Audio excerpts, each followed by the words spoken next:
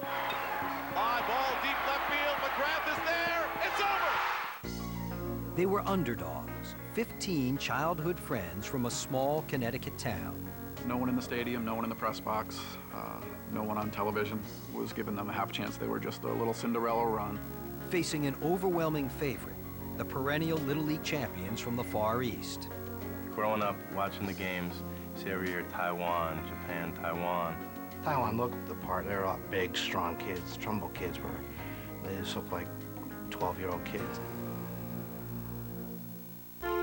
Trumbull, Connecticut, population 32,000, seemed an unlikely town to halt the dominance of the Far East.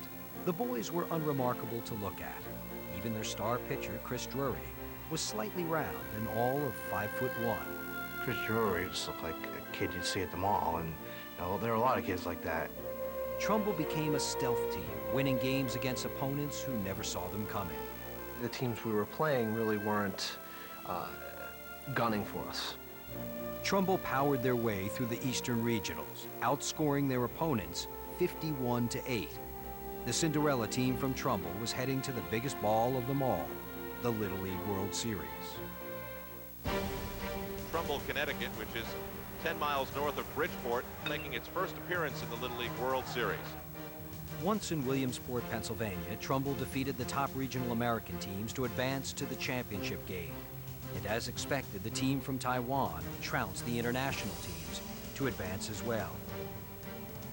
The United States and Trumbull, Connecticut tries to break a string of Far Eastern teams that goes back to 1983. They were just overpowering, They threw the ball harder than everyone, they hit the ball farther, they ran faster. Personally, I think they're all about 14 or 15 years old. They ain't some kids that make me look small now, and I'm 25 years old. Conventional wisdom held that Trumbull had reached the end of the line.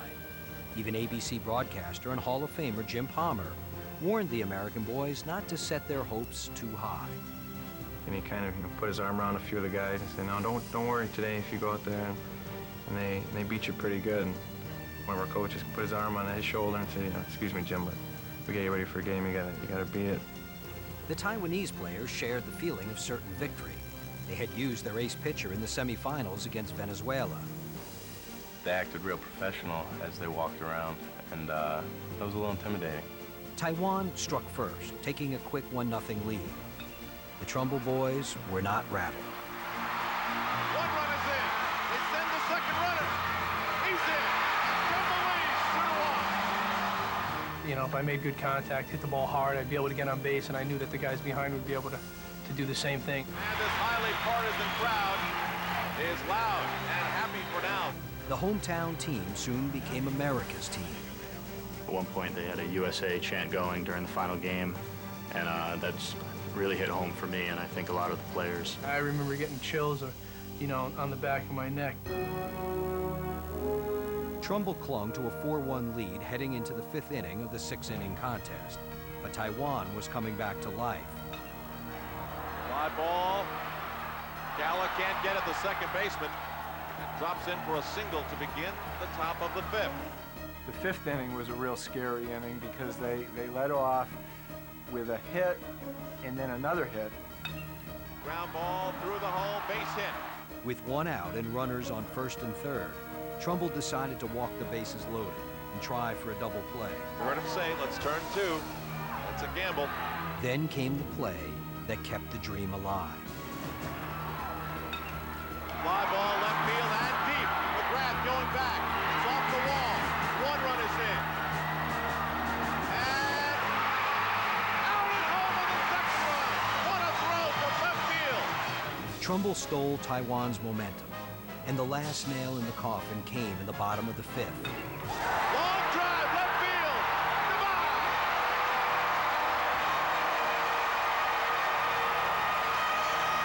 When Ken Martin hit the home run, I think that's when we really knew, hey, we can win this thing. I think we're really going to do it. Right then and there, I knew that it was over. There's no way they were coming back. Fly ball deep left field. McGrath is there. It's over. Trumbull wins it. I had to pinch myself to know that we were actually winning the game.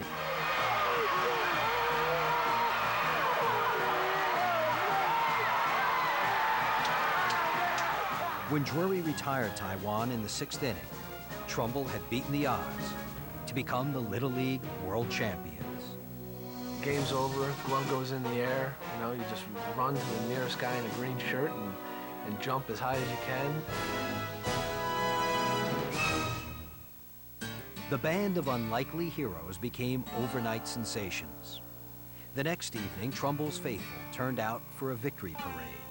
Just thousands of people in the streets with banners congratulating us.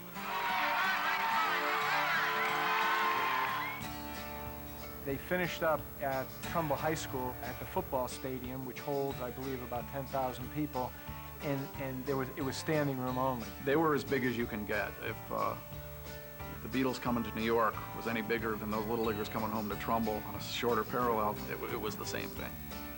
The young boys of Trumbull gained more fame as adolescents than most people will know in a lifetime.